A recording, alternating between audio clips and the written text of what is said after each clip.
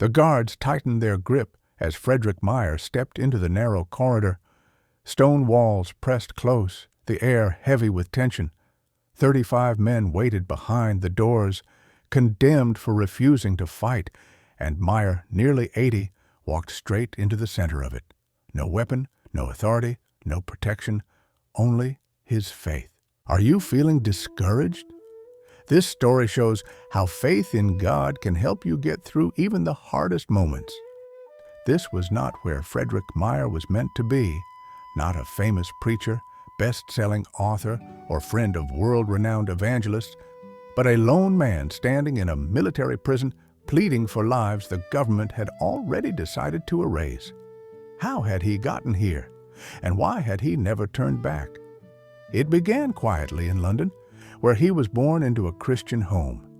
Faith and integrity were as familiar as the family Bible, and from an early age, Meyer learned that belief was meant to be lived, not just spoken. He studied, married, and began pastoring small churches, faithful but unremarkable. Then he met Dwight L. Moody, an American evangelist whose urgency and passion changed everything. Meyer realized faith wasn't meant to stay behind pulpit walls. It was meant to reach broken places, to confront darkness, and to disturb injustice. He led growing congregations in England, transforming struggling churches into thriving communities. But numbers never defined him. Meyer measured success by lives changed. At night, he walked into saloons and brothels, confronting traffickers, challenging authorities, and pressing for justice. Again and again, these places of addiction and exploitation closed under his relentless moral courage. Every step into darkness, every confrontation with injustice, prepared him for moments like the prison he would face decades later. Meyer became a central figure in the Keswick movement, returning year after year to urge believers toward deeper surrender and holy living.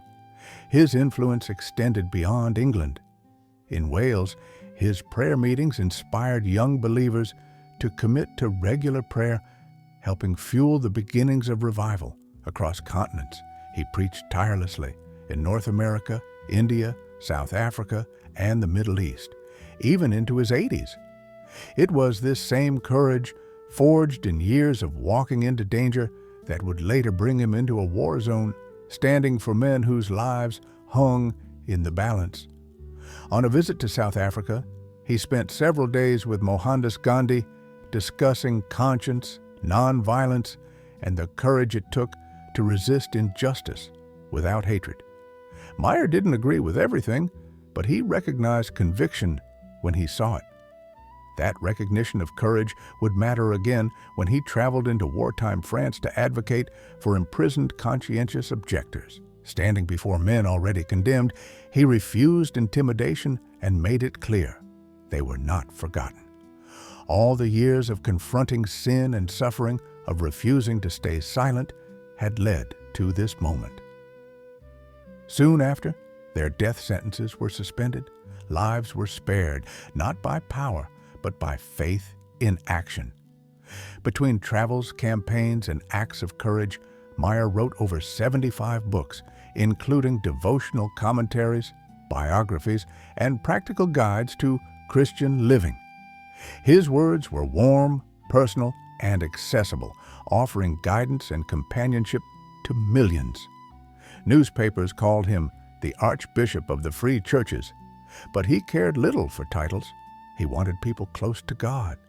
Even in his final years, Meyer continued to preach, counsel, and encourage others. When he lay in his room at Christ Church, Lambeth, friends and letters arrived, but he waved them aside, speaking softly. "I may have only a few days to live. Don't trouble to write. We shall meet in the morning." He passed peacefully, leaving no fortune, no monuments, only a life spent walking courageously into difficult places, from brothels to prisons, from revival halls to war zones, from pulpits to prison cells. Frederick Meyer never sought fame.